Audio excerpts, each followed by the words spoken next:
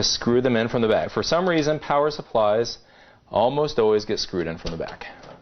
I've never seen a power supply get screwed in from the side or the bottom. There are always 4 little screws on the back. That's just how it is.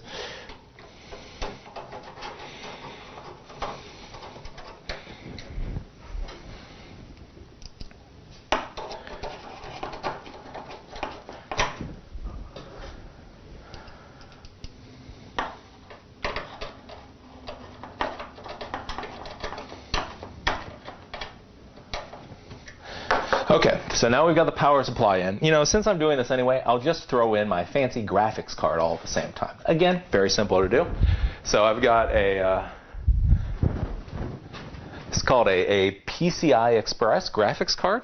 And all you do to slot in the graphics card is, you see this slot right here. This is a PCI graphics slot.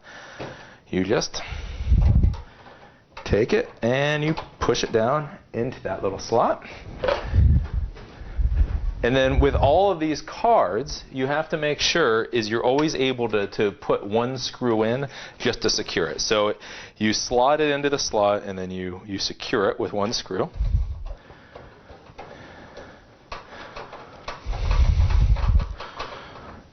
And voila. So right now, all of the hardware that needs to be in this computer is in this computer. Again, so we have the motherboard, we have the CPU, we have the heatsink, we have the RAM, we now have the graphics card, we have the power supply, we have the optical drive, and we have the hard drive. See how simple that is? That's really simple to do.